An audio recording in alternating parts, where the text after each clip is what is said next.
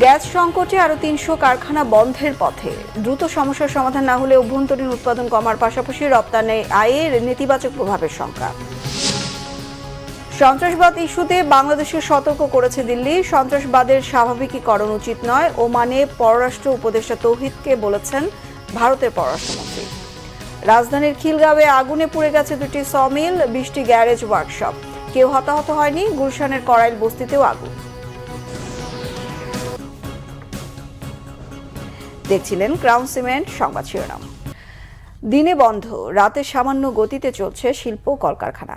গ্যাসের চাপ না থাকায় বেশিরভাগ কারখানারই একই দশা। গ্যাস সংকটে কিছু খাতের উৎপাদন নেমেছে অর্ধেকে, প্রবৃদ্ধিও নিম্নমুখী। বন্ধ হওয়ার পথে আরও ৩০০ কারখানা। বিকল্প জ্বালানি ব্যবহার করায় উৎপাদন খরচ বৃদ্ধির আভাস দিলেন উদ্যোক্তারা। আশঙ্কা করছেন দ্রুত সমস্যার সমাধান করা না গেলে অভ্যন্তরীণ উৎপাদন কমার পাশাপাশি নেতিবাচক প্রভাব পড়বে রপ্তানি আয়েও। বিস্তারিত মামুন আবদুল্লাহ রিপোর্টে।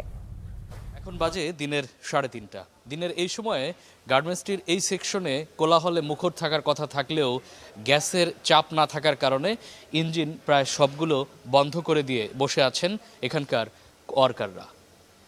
গ্যাসের সরবরাহ ঠিক না থাকায় মেশিনের মধ্যেই আটকে আছে শত কোটি টাকার পণ্য। রাজধানীর অদূরে অবস্থিত A1 পোলার গার্মেন্টসের নিটিং শাখার মতো এমন চিত্র বেশিরভাগ শিল্প কারখানায়। এই সময় প্রচুর কাজের চাপে থাকতাম, কিন্তু গ্যাসজনিত সমস্যাজনিত কারণে আমাদের ওয়ার্কার সবাই এখন বসে আছে, মেশিন চালাতে পারতেছি না। দিনের বেলায় অনেকটা একদমই থাকে না গ্যাস, রাতের বেলায় অল্প আসে, যার কারণে তাও সব মেশিন চালাতে অসম্ভব, সম্ভব হয় না। কারখানা মালিকরা বলছেন গ্যাস সরবরাহ কোম্পানির সাথে 15 PCI গ্যাসের চাপের চুক্তি থাকলেও এটি নেমে এসেছে শূন্যের কোঠায়, যার খেসারত হিসেবে বিদেশি ক্রেতাদের সাথে মনোমালিন্য দেখা দিচ্ছে।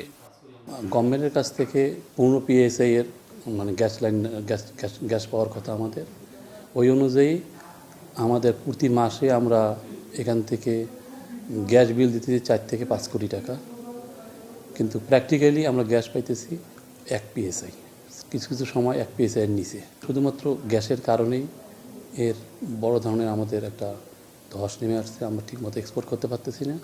এর কনসিকুয়েন্সলি যে সমস্যাটা হচ্ছে, বায়ারদেরকে আমরা হ্যাপি করতে পারতেছি না। একে যদি আমরা গ্যাসের মূল্য বৃদ্ধি হয়, তাহলে কিন্তু আপনার জ্বালানি খরচের কারণে আমার বিদ্যুতের উৎপাদন খরচ বেশি হচ্ছে এবং শিল্পে পণ্য উৎপাদনের খরচ বৃদ্ধি পাচ্ছে। আর একদিকে যদি গ্যাসের যদি চাপ, যেটা PSI, এটা যদি কমে যায়, তাহলে তো আপনার গ্যাস সরবরাহটাই ওই পরিমাপের ক্ষেত্রে একটা ত্রুটি দেখা যাবে, তাতে করে কিন্তু আপনার কস্ট আরও বেড়ে যাবে।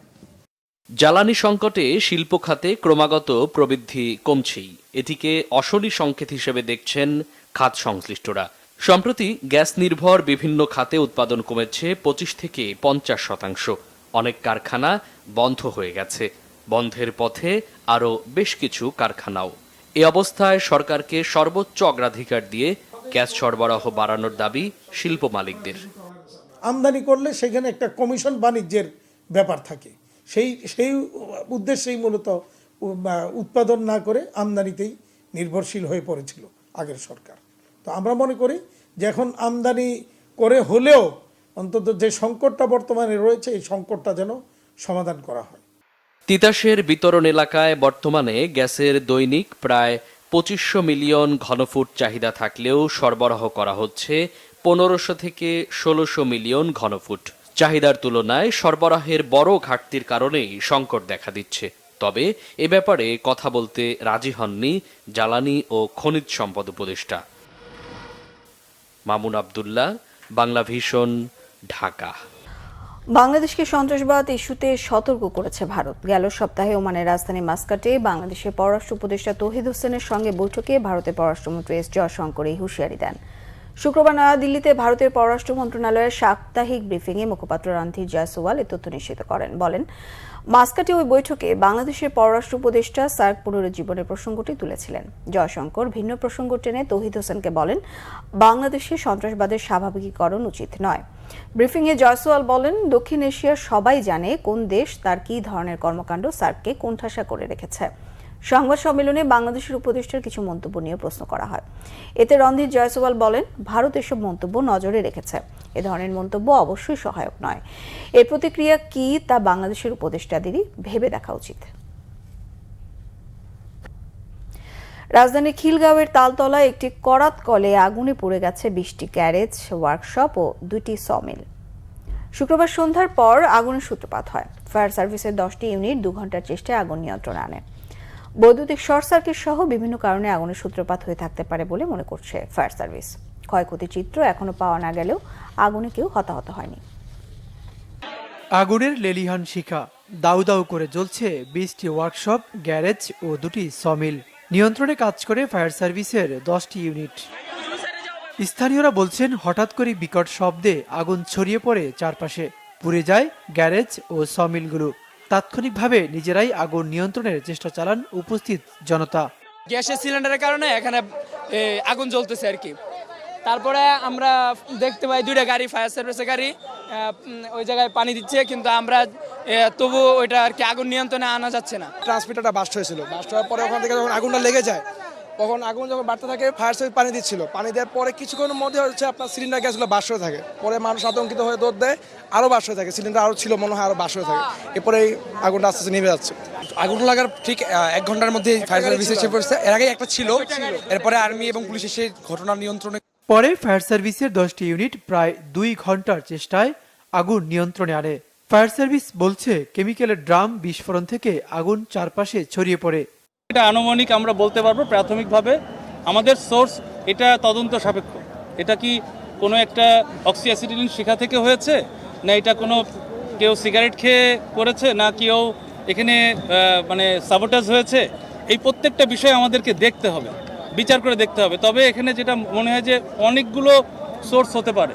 অক্সিঅ্যাসিটিলিন শিখা বললাম, তারপরে থিনার পেইন্ট বললাম, তারপর সিলিন্ডারের আর বিদ্যুতের শর্ট সার্কিট থেকে হতে পারে। তবে অগ্নিকাণ্ডের ওই ঘটনায় হতাহতের কোনো ঘটনা ঘটেনি বলে জানিয়েছে fire service. Ubaidullah Mamun, Bangla vision, Dhaka. এদিকে মধ্যরাতে রাজধানীর করাইল বস্তির টিএনটি মন্দির গেট এলাকায় আগুন লাগে। রাত 1টার দিকে একটি দোকান থেকে আগুনের সূত্রপাত বলে জানায় স্থানীয়রা। রাত 12টা 44 আগুন লাগার খবর পেয়ে ঘটনাস্থলে যায় ফায়ার সার্ভিস। প্রথমে 8টি ইউনিট আগুন নেভাতে কাজ করে, পরে আরও 2টি ইউনিট যুক্ত হয়।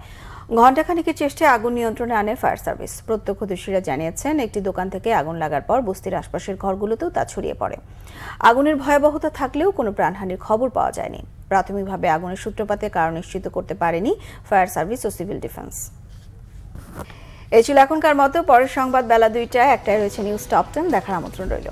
এছাড়া বাংলা ভিশন সংবাদ ও সংবাদ সংশ্লিষ্ট অনুষ্ঠান দেখতে ভিজিট করুন www.bbnews24.com ও facebook.com/banglavisionnews। সাবস্ক্রাইব করুন youtube.com/banglavisionnews। সঙ্গে থাকায় ধন্যবাদ সবাইকে।